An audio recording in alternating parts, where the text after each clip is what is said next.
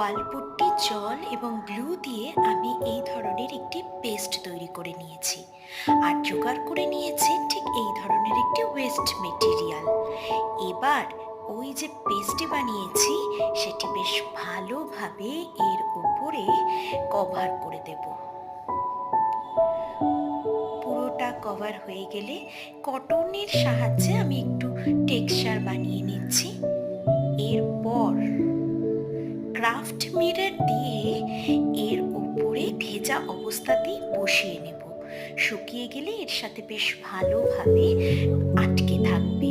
এবার জুটের দড়ি দিয়ে আমি একটু ডেকোরেশন করে নিচ্ছি। এখানে কিন্তু আমি গ্লু ব্যবহার করেছি।